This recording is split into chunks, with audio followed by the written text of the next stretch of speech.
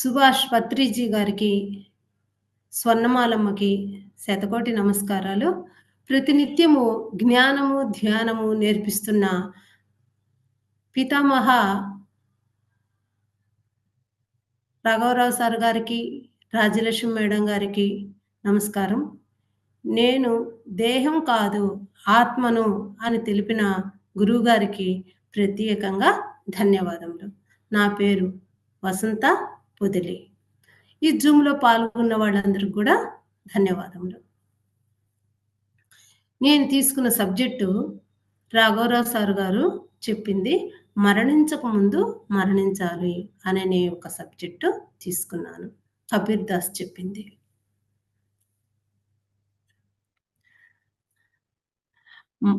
మరణించక ముందే మరణించటమే మేలు అనని చెప్పారు.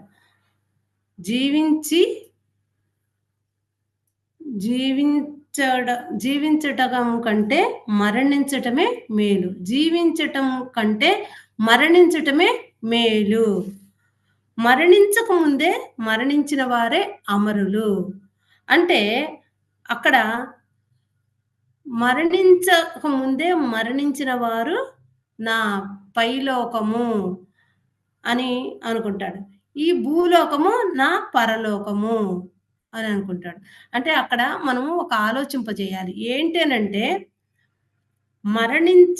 మరణించక ముందే మరణించిన వారు ఏమనుకుంటారు? నా లోకము భూలోకము అని అనుకుంటాడు. మరణించక ముందు మరణించిన వాడు ఏమనుకుంటాడంటే నా లోకమే పైలోకము అని అనుకుంటారు. అంటే అక్కడ మనము ఆ పాయింట్ బాగా గుర్తుపెట్టుకోవాలనమాట. అప్పుడు గుర్తుపెట్టుకున్నప్పుడు మనకి ఏమైతది అనంటే అప్పుడు మనం చేసే ప్రతి పనులు గూడాను మారిపోతాయి. ఎందుకు మారిపోతాయి అనంటే మన లోకం ఏమి లోకం అంటే పైలోకం కాబట్టి మనం ఈ భూలోక వాసులం కాదు కాబట్టి మన పనులు గాని ఏవైనా మారిపోయే అవకాశం బాగా ఉంటది. ఒక మాటలో చెప్పాలి అంటే మనకి బాగా టర్నింగ్ తిరుగుద్దనమాట. మన జీవితమే మారిపోయే అవకాశం గూడా ఉందనమాట. ప్రతి పని గూడాను మనము ఈ భూలోక వాసులము మనము అనని చేస్తున్నామనమాట. మనము భూలోక వాసులం మటుకు కానే కాదు. మనం పైలోక వాసులము అనని మనము గుర్తుపెట్టుకోవాలి. పైలోక వాసులము అని మనం ఎప్పుడు గుర్తుపెట్టుకుంటామో, ఒక మాటే కాదు, ఒక చేతులతో చేసేదే కాదు, ఏ పని కూడా ప్రతిదీ కూడాను చాలా మార్పొస్తది. అంటే ఎందుకు వచ్చుద్ది అనంటే, ఈ భూలోకం మనము ఒక పరలోకము. అంటే ఈ భూలోకము మనది శాశ్వతం కాదు అనుకుంటున్నాము. ఇది నిజంగా గూడా శాశ్వతం కాదు కదండీ! ఒకసారి మనం గూడా ఆలోచింపజేసుకోవాలి. ఈ శాశ్వతమైందయితే మనోళ్ళు ఎంతమందో ఉన్నారు గదా! మన ఇంట్లో ఎంతోమంది మరణించారు. వాళ్ళందరూ ఉండాలిగా! మరి శాశ్వతమైతే మరి వాళ్ళందరూ ఎందుకెళ్ళిపోయారు? అంటే వదిలిపెట్టిపోయారు. ఇది శాశ్వతం కాదు అనని మనకి వాళ్ళు తెలియచేస్తున్నారు. అందుకని మనం కూడా ప్రతి పని కూడాను మనము ఏం చేసినా కానీ ఇది నాది భూలోకము, పరలోకం కాదు అనని మనము గుర్తుపెట్టుకోవాలి. మనది అసలు లోకం పైలోకం మనది. ఈ లోకం పరలోకము. పైలోకం మనది. చూడండి అక్కడ ఒక్క అక్షరమే తేడా వస్తుంది. గుర్తుపెట్టుకోవాల్సింది మనం. అదేమో పైలోకము. ఇదేమో పరలోకము. ఆడ పర వస్తుంది, ఈడ పర. అది పై వస్తుంది, ఇదేమో పర అనొస్తుంది. అంటే మనము 2 ఒక్కటి మీనింగ్‌లోనే ఉంటాయి. ఒక్క పై, పర అననేది మనం గుర్తుపెట్టుకోవాలనమాట. ఆ వాసులం కాబట్టి మనము పైలోక వాసులం మనము. అందుకని అక్కడ ప్రతి పని గూడా మనము ఏంటంటే, ఈ భూలోకంలో మనము ఎంతసేపున్నా గొప్పవాళ్ళం కావటానికే ప్రయత్నిస్తూ ఉంటామనమాట. సంపాదించటానికి నేను గొప్పవాడిని కావాలి ఆలోచిస్తూ ఉంటామనమాట. నేను గొప్పవాడిని కావాలి. నేను ఎంతసేపున్నా నాది గొప్ప. ప్రతి దాంట్లో గూడా గొప్పవాడిని ఉండాలని ఈ భూలోకంలో ప్రయత్నిస్తూ ఉంటారు. ప్రతి ఒక్కళ్ళు గూడాను రకరకాలుగా ప్రయత్నిస్తూ ఉంటుంటారనమాట. రకరకాలుగా ప్రయత్నిస్తూ ఉంటారు. ఒక్కొక్కళ్ళైతే ఒక్కొక్క రంగంలో మేధావులు గావాలనుకుంటారు. ఒక్కొక్కళ్ళు గొప్పగా ఉండాలి అనుకుంటారు. విశేషంగా కృషి చేస్తూ ఉంటారనమాట. ఈ భూలోకంలో విశేషంగా కృషి చేస్తున్నారు. అది మనందరికి కంటికి కనిపిస్తానే ఉంది. మనం అది చెప్పక్కర్లా. మన ఇంట్లో మనం గూడా గమనిస్తూనే ఉంటున్నాం. చుట్టుపక్కల గమనిస్తూ ఉన్నాం. దానికి చాలా విశేషంగా మనము కృషి చేస్తూ ఉన్నామనమాట. అయితే ఎందుకు కృషి చేస్తున్నాము అంటే, తాను దేహం అనుకుంటున్నాడు. అందుకని కృషి చేస్తున్నాడు. తాను దేహమని కృషి చేస్తున్నాడు. తన భూలోకమని భావిస్తున్నాడనమాట. తన లోకము నేను దేహం అనే ఒక భావంతో చేస్తున్నాడు. నా లోకము భూలోకమని తను ప్రయత్నం చేస్తున్నాడు. అందుకనే నేను ఈ భూలోకంలో సుఖపడాలి. నా కుటుంబం సుఖపడాలి అనని డబ్బులు సంపాయటానికి ప్రాముఖ్యం ఇస్తూ ఉన్నారనమాట. అయితే జీవితంలో ఎక్కువ సంపాదనకే మనము కేటాయిస్తూ ఉంటాం. అవునండి. అది మటుకు చాలా మంది చూడండి సంపాదన అంటే డబ్బు. మనం ఎలా సంపాదియ్యాలి? ఎక్కువ మంది ఆడవాళ్ళు గాని, మగవాళ్ళు గాని మగవాళ్ళకి ఆడవాళ్ళు గూడా ప్రోత్సాహం గూడా చేస్తూ ఉంటారు. డబ్బులు సంపాదియ్యయ్యా అనని. పిల్లల్ని గూడాను ప్రోత్సహిస్తూ ఉంటారు. నాయనా నువ్వు ఎక్కువ డబ్బులు సంపాయటానికి బాగా ఉద్యోగం చెయ్యి, బాగా చదువుకో, బాగా చదువుకో. ఎంతసేపున్నా గాని తల్లిదండ్రులు పిల్లల మీదే ధ్యాస డబ్బుల మీదే పెడతారు. ఈ భర్త మీద గాని, ఈ భార్య గూడా డబ్బు మీదే అభిప్రాయం చూపిస్తూ ఉంటది. ఎందుకు అననంటే, ఎక్కువ కృషి చేయమని డబ్బు మీదే ఉంటుందనమాట. ఈ ప్రపంచం మొత్తం గూడా యావత్తు ఎక్కడ చూసినా గాని 99% డబ్బు మీదే మనం ఎ చాలా కృషి చేస్తాం. అయితే ఏంటమ్మా ఇట్టన్నావు గదా నువ్వు అనని అనుకోవచ్చు. డబ్బు ఉండాలండి. డబ్బు లే వద్దని అంటం లేదు. ఉండాలి. అది ఏంటంటే నా లోకం ఈ లోకం కాదు. సంపాదించుకో. ఎంత సంపాదించుకోవాలి అనేది మనం ఆలోచించుకోవాలి. ధర్మంగా సంపాదించుకోవాలి. ఈ లోకం నా లోకం కాదు. నా లోకం పైలోకము. నేను పైవాసురు వాడినే. కింద వాడిని కాదు నేను. ఈ భూలోకంలో ఎప్పుడు గూడా నేను ఉండేవాడిని కాదు అన్నట్టుగా మనం సంపాదించుకోవాలనమాట. ఎంతో పాపం వస్తుందనే సంగతి గూడా తెలియదు. ఎంతసేపున్న దేహాన్ని సుఖపెట్టాలి అననే ఉద్దేశంతోనే ఉంటారనమాట. కానీ మరణిం ఎప్పుడైతే మరణానంత జీవితం గురించి తెలుసుకుంటారో, వారికి బాగా అర్థమైద్దనమాట. మరణానంతర జీవితం ఎప్పుడు తెలుసుకుంటారో వాళ్ళకి బాగా అర్థమైద్ది. ఏమని అర్థమైతది? ఇయన్నీ గూడాను నేను చేసేయన్నీ గూడాను ఈ దేహానికే చేస్తున్నా గానీ, నాతో ఏమీ రావు అనని తెలుసుకుంటాడనమాట. అప్పుడు తెలుసుకున్నప్పుడు వాళ్ళు మారే అవకాశం ఉంటదనమాట. ఇప్పుడు చూడండి రామారావు సార్ గారున్నారు. రాజలక్ష్మి మేడం గారున్నారు. వాళ్ళు ప్రతి పని గూడాను దేహానికి సంబంధించిందా? ఆత్మకు సంబంధించిందా? అనని వాళ్ళు చూసుకొనే చేస్తారనమాట. ఇంతవరకు వాళ్ళు చేసేయన్నీ గూడా ఆత్మ సేవలే. అంతకుముందు 20 ఏళ్ల క్రితము అన్నీ దేహానికి సంబంధించిన పనులే, పుణ్య కార్యక్రమాలే, హోమియోపతి కానీ, ఒక వెంకటేశ్వర స్వామి గుడి కట్టియటం కానీ చాలా వైభవంగా ఉంటదనమాట ఆ గుడి గూడాను. అవన్నీ గూడాను పుణ్యకర్మలు చేశారు. అవన్నీ గూడా దేహానికి సంబంధించినయే అనని తెలుసుకున్నారు. ఎప్పుడు తెలుసుకున్నారు? వాళ్ళ జీవితంలో ఒక సద్గురువు వచ్చినాకనే తెలుసుకున్నారు. ఏమని తెలుసుకున్నారు? "నువ్వు ఇప్పటి వరకు చేసినయన్నీ గూడా దేహానికేనయ్యా. నీ నీ కోసం నువ్వు ఏమీ చేసుకోలేదు" అనని ఆ పత్రిజీ సారు వాళ్ళ జీవితంలో గురువు వచ్చినాక వాళ్ళకి అర్థం చేసుకొని, అవన్నీ గూడా ఇప్పటి వరకు చేసినయన్నీ గూడా నాకేం ఉపయోగం లేవు అనని వాళ్ళకి అర్థం చేసుకొని, అప్పటి నుంచి కూడాను అన్నీ గూడాను ఏ పని చేసినా గానీ, పిల్లల్ని బయటికి పంపించటం గానీ, పెద్ద పెద్ద వ్యాపారాలు కూడా వాళ్ళు వదులుకొని, వద్దు అనని ఎన్నో కోట్లు సంపాదించే ఒక బిజినెస్ గూడా మానుకొని, ఆత్మకు సంబంధించినయే చేస్తున్నారు. అప్పటినుంచి నిరంతరం గూడాను ఎన్ని ఇబ్బందులు వచ్చినా కానీ, ఎన్ని ఆరోగ్య సమస్యలొచ్చినా కానీ, ఏయి వచ్చినా కానీ, బంధువుల ఇళ్ళల్లో ఏ ఫంక్షన్‌లు అయినా కానీ, అవన్నీ గూడాను వాళ్ళు ఏమి కూడా పట్టించుకోకుండా నిరంతరం గూడా దేహ సేవ దేహానికి సంబంధించినవి కాకుండా ఆత్మకు సంబంధించిన సేవలే చేస్తున్నారు. వాళ్ళు అలా చేయటం వల్ల గూడాను వాళ్ళకి ఆదాయమే, మనకి ఆదాయం. ఆదాయము అంటే ఏంటి? డబ్బులు కాదండి.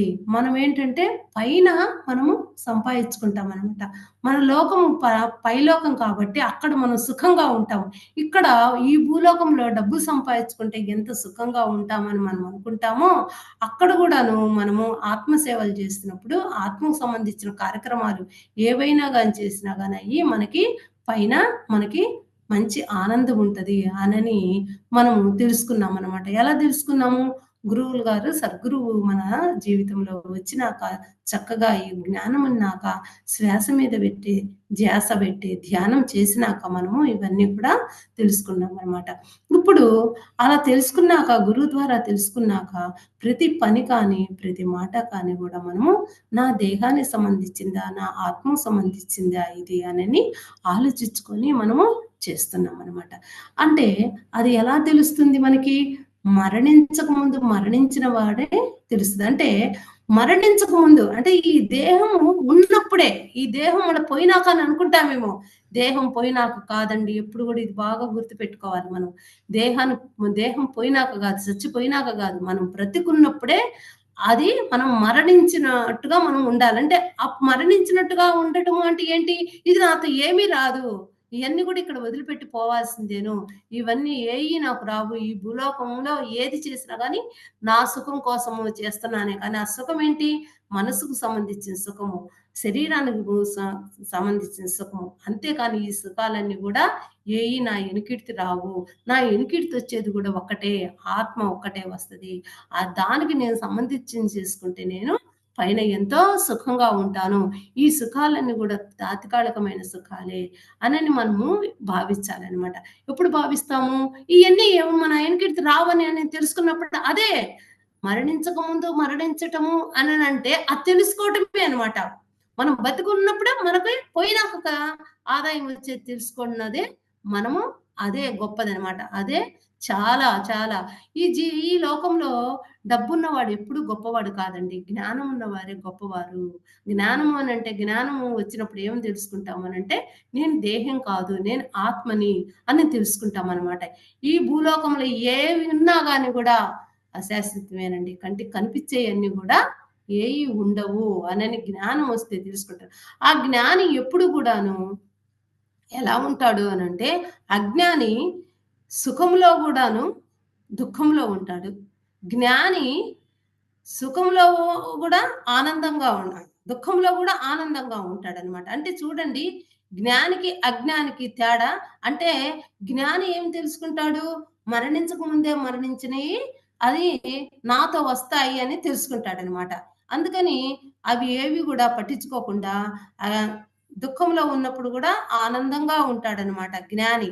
అజ్ఞాని ఏందంటే సంతోషంలో ఉన్నప్పుడు గూడా దుఃఖంగా ఉంటాడు. చూడండి ఎంత మార్పుందో. అసలు మనము అంటే చాలా విచారణ చేయాలండి. విచారణ చేస్తేనే మనకి బాగా అర్థమైతుంది. లేకపోతే అర్థం కాదండి. చూడటానికి ఏముందిలే అనిపిస్తది గానీ, ప్రతి మాట, ప్రతి ఆలోచన మనము ఆలోచించామంటే ప్రతి విషయంలో కూడాను మనం చాలా పురోగతం చెందే అవకాశం గూడా ఉంటదండి.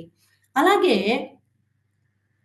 ఈ భూలోకము ఎప్పుడు చూసినా గాని, మనము ఏమనుకోవాలంటే, ఇది ఒక జైలు అనుకోవాలి. అంటే చూడండి, ఇది భూలోకం ఎలా జైలయింది అననంటే, మనకి ఇప్పుడు దొంగతనం చేసిన వాడినే జైల్లో ఏస్తారని అనుకుంటారు.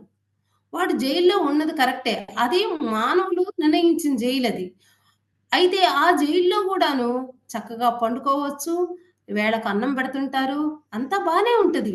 అయినా కానీ ఆ దొంగవాడు ఎప్పుడు గూడాను నేను బయటికి రావాలి అనని ఒక ప్రయత్నము చేస్తూ ఉంటాడనమాట. అదేమో ఆ జైలు మానవులు నిర్ణయించింది. ఈ భూలోకం అనే జైలు భగవంతుడు నిర్ణయించిందనమాట.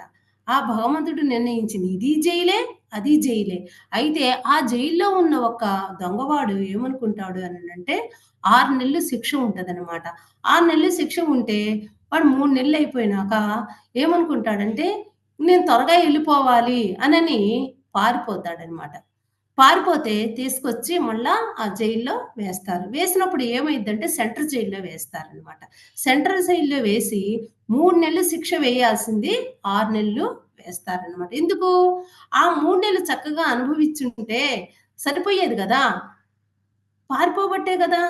ఆయనకి 6 నెలలు ఏసిందంటే డబుల్‌కు 3 నెలలది 6 నెలలేసారనమాట శిక్ష. అట్టనే మనం గూడా ఏంటంటే, ఇక్కడ ఇది గూడా ఈ జైలు గూడా భూలోకం అనే ఒక జైలు మనది గూడా. అయితే ఈ జైల్‌లో గూడా మనము కర్మలు ఎక్కువ చేస్తూ ఉంటే మళ్ళా జన్మలు ఉంటాయనమాట. అప్పుడు కర్మలెప్పుడు చేయకుండా ఉంటామో, ఎప్పుడు గూడా మనము ఈ పుణ్యకర్మలు గాదండి. ఆత్మ సేవలు ఎప్పుడు జేస్తామో, ఆత్మకర్మ ఎప్పుడు జేస్తామో అప్పుడు మనకి జన్మలు గూడా తగ్గే అవకాశం ఉంటాయనమాట. ఇది జైలే, అది జైలే అనని మనం ఒకటి గుర్తుపెట్టుకోవాలి. అయితే ఏంటంటే అది కనపడుతుంది గాబట్టి అది జైలు అని అనుకుంటున్నాము. ఇదేమో కనపడట్లేదు అని అనుకుంటున్నాము. ఇది జైలే, అది జైలే. ఏం తేడా ఏమి లేదండి. అయితే ఎవరైనా గాని వదిలిపెట్టి పోకుండా ఎవరైనా ఉన్నారా ఈ భూలోకంలో చెప్పండి? ఒకసారి మనం ఆలోచిస్తే, అందుకని మనం గూడా ఆలోచింపజేయాలనమాట. ఓహో! కరెక్టే కదా! ఇది గూడా జైలే గదా! అనని. జైలంటే మళ్ళా ఈ తల్లి గర్భంలో పుట్టటము, ఈ భూలోకంలో మళ్ళా ఉండటము, ఇయన్నీ గూడా ఈ కర్మలన్నీ చేయటం గూడా మనకి ఒక జైలు కిందే లెక్కొస్తదండి. ఈరోజు గూడా గురువుగారు చెప్పారు. తల్లి గర్భంలో ఉండి ఎంతో బాధపడతారంట. అట్టానే మనం గూడా మళ్ళా జన్మలెత్తి, ఈ భూలోకంలో మళ్ళా ఉండి, ఈ పాపాలన్నీ చేసి మనకి ఎంతో ఇబ్బందికరంగా ఉంటది. అట్ట కాకుండా మనము జ్ఞానపరమైన పనులు చేశామనుకోండి, మళ్ళా జన్మలు కూడా మనము తగ్గించుకునే అవకాశం ఉంటది. చివరికి ఏందంటే, మరణించక ముందు మరణించాలి అననేది ఒకటి తెలుసుకున్నామనంటే, జన్మ గూడా లేకుండా గూడా చేసుకోవచ్చు అనే అవకాశం ఉంది. అయితే తీవ్రాతి తీవ్రంగా సాధన చేయాలి మనం. ఆహార నియమాలు పాటించాలి. అప్పుడు పాటించినప్పుడే మనము ఏంటనంటే, మనకు జన్మలు కూడా తగ్గే అవకాశం ఉంటదనమాట. కర్మలు తగ్గినప్పుడే జన్మలు తగ్గుతాయి. అది బాగా మనము గుర్తుపెట్టుకోవాలనమాట. అది బాగా ఎప్పుడు గుర్తుపెట్టుకుంటాము అననంటే, మనకు బాగా జ్ఞానం తెలియాలి. జ్ఞానం తెలియాలంటే, ఒక సద్గురువు దగ్గరికి మనం వెళ్ళినప్పుడే మనకు తెలుస్తది. అది కూడా గంటలు గంటలు సాధన చేయాలి. తీవ్రంగా సాధన చేయాలంటే తప్పకుండా భీమవరం పోవాలి. అంటే అక్కడ భీమవరం ఏంటమ్మా ప్రతిది వాళ్ళు భీమవరం అని అంటారు అనని అనుకోవచ్చు. ఏంటంటే మనం ఇంట్లో ఉండి 8 గంటలు చేయాలి, 10 గంటలు చేయాలంటే మనం చేయలేమండి. ఇప్పుడు 2 గంటలు, 3 గంటలు చేసేవరకే మనకి ఏయో ఒక పనులవన్నీ కనిపిస్తుంటాయన్నమాట. అక్కడ ఏం పని ఉండదు కాబట్టి తీవ్రంగా ధ్యానం చేసుకోవచ్చు. అక్కడేంటంటే ఆసన సిద్ధి అనేది మనకి ఏర్పడుద్ది. ఏర్పడినాక అదే ప్రకారంగా ఇంటికొచ్చి గూడా మనము చేసుకోవచ్చనమాట. అందుకని అక్కడికి మనం భీమవరం పోతే చాలా మనకి లాభాలుంటాయి. అక్కడ ఆత్మజ్ఞానము బాగా సంపూర్ణంగా దొరుకుద్దనమాట. అంటే ఇంకా బాగా జ్ఞానం కావాలి అని అనుకుంటే, మనం జూమ్‌లో గూడా పాల్గొంటే ఇంకా జ్ఞానం పెరుగుద్ది. చక్కగా జీవితం గూడా ధన్యం చేసుకోవచ్చనమాట. మరణించక ముందు మరణించేవారు ఎలా అనేది బాగా తెలుసుకోవచ్చనమాట. అయితే మనము ఇంకొకటి గూడా తెలుసుకోవాలి. ఏంటి అనంటే అది మనం ప్రతి పని గూడాను చేసే ప్రతి పని గూడాను మనం ఆత్మకు సంబంధించిన పనులు చేస్తేనే మనము పురోగతి చెందుతామనమాట. అయితే చూడండి, అది ఎలా అంటే అర్థమయ్యేదంటే మనకి మట్టుందండి. కుండ, మట్టి 2 ఒకటే. అంటే మట్టిలో నుంచి వచ్చిన కుండలే. అంటే చూసేదానికి వేరు వేరుగా ఉంటాయి. వాడుకునే పద్ధతులు వేరు వేరుగా ఉంటాయి. అయినా గాని మట్టే అది. అట్టానే వస్త్రం ఉంది.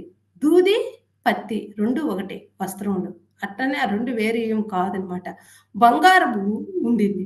బంగారము వేరుకునే మనం వస్తువులు వేరు వేరుగా ఉంటాయి.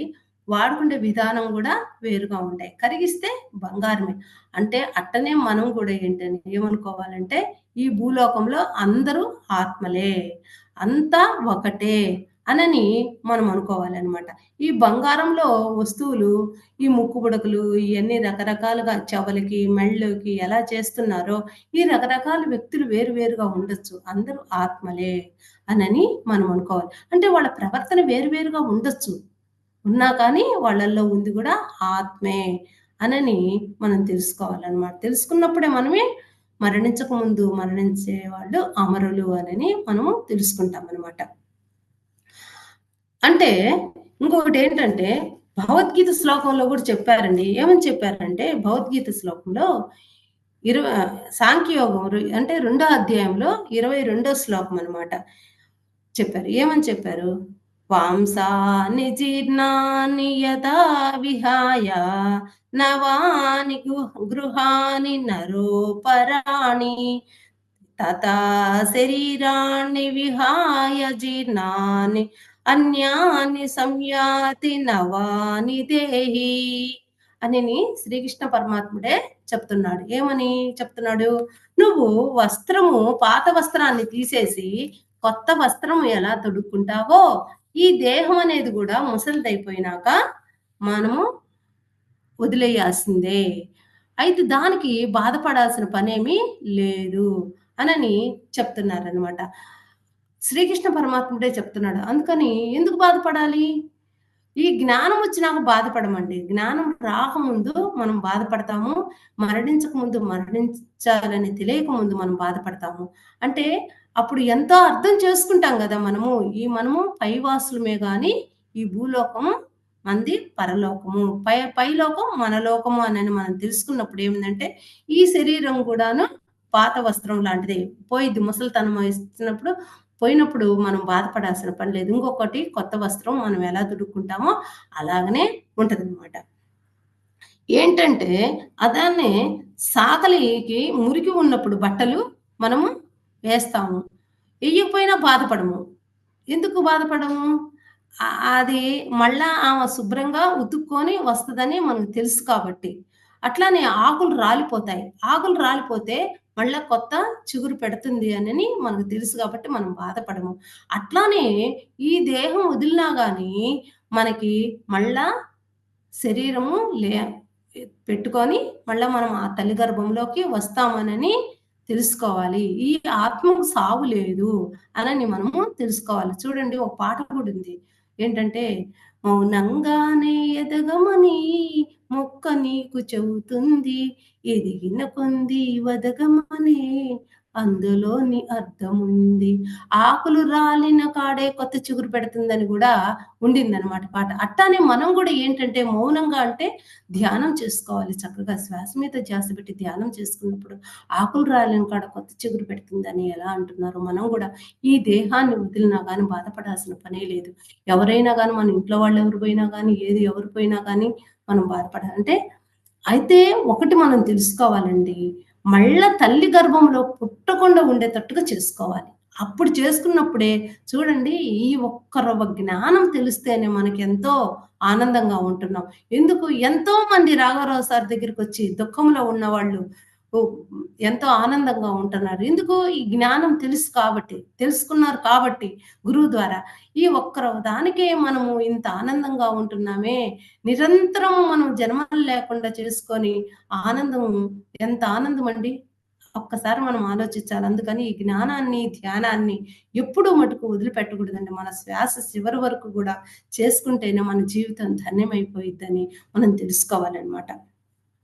ఈ జ్ఞాన సంపాదన మనం బాగా చేసుకోవాలి. ఈ జ్ఞానము ఎప్పుడు మనకి ఉంటదంటే, బాగా తీవ్రంగా సాధన చేస్తేనే ఉంటదండి. లేతే ఉండదు. ఈ మానవుడు ఎప్పుడు గూడా చావు, పుట్టుక రెం చావు అనేది లేదు ఈ మానవుడికి. పుట్టుక గూడా లేదు. పుట్టుక ఉంది గానీ చావు మటుకు లేదండి. ఈ అజ్ఞాని ఏందంటే, ఈ చా చావు అజ్ఞాని ఏందంటే చా చావ చ అజ్ఞాని చచ్చిపోయినా గుర్తురా అజ్ఞాని ఈ చావుకు భయపడతాడు. జ్ఞాని చావుకు భయపడ్డనమాట. అంటే జ్ఞాని చావు సంబరమే, పుట్టుక సంబరమే అనమాట. అంటే ఎప్పుడు ఆనందంగానే ఉంటారనమాట. ఏది కూడా సమంగా తీసుకుంటారనమాట. ఆ ఒక్క జ్ఞాని. ఈ అజ్ఞాని ఏందంటే చాలా బాధపడతారనమాట. అంటే ఎందుకు? ఎప్పుడు ఆ జ్ఞానం వచ్చింది అనంటే ఇందాక మనం చెప్పుకున్నామండి. పొద్దస్తమానం అది చెప్పుకుంటే ఇసుకొస్తది. మరణించక ముందు మరణించే అది తెలుసుకున్న వారే మనం అదనేది మనం ఆలోచింపజేస్తామనమాట. జ్ఞాని ప్రవర్తన ఒక రకంగా ఉంటదండి. అజ్ఞాని ప్రవర్తన ఇంకో రకంగా ఉంటది. ఆత్మజ్ఞాని మరణానికి ఏమేమి కావాలో అంటే మరణించక ముందు ఏమేమి కావాలో అనేది ముందే అన్ని సిద్ధం జేసుకుంటాడు. ఎలా సిద్ధం జేసుకుంటారు అనంటే ఇప్పుడు బ్యాంకులో డబ్బులు మనము కావాలంటే, ఇప్పుడు ఎక్కువ బ్యాంకులో డబ్బులేసుకుంటే మనం వడ్డీ తెచ్చుకొని తినొచ్చు అని అనుకుంటామా లేదా? అలాగనే ఈ జ్ఞాని గూడా ఏందంటే, మనం ఎక్కువ జ్ఞానం సంపాదించుకొని ఆత్మ సేవలు చేస్తే, నాకు జన్మలు తగ్గిపోతాయి. నేనెప్పుడు ఆనందంగా ఉంటాను అననే ఒక ప్రయత్నంతో ఉంటారనమాట. అప్పుడు వాళ్ళు బాగా విశేషంగా కృషి చేస్తారనమాట. చేయటంలో గూడా విశేషంగా కృషి జేస్తారు. ఎందుకు అనంటే వాళ్ళకి తెలుసు కాబట్టి. ఇవన్నీ కూడా అశాశ్వతమైందే. ఈ భూలోకమంతా గూడా ఈ కంటికి కనిపించేదంతా గూడా నశించిపోయేదే అని జ్ఞానికి తెలుసు కాబట్టి చక్కగా ఆయన సాధన చేసుకొని ఉంటారనమాట వాళ్ళు. అప్పుడు ఏదైనా గాని వాళ్ళు సాధించగలరు. ఏదైనా సాధించగలరనమాట. సాధించిన వాడు ఎప్పుడు గూడా ఆనందంగానే ఉంటారనమాట.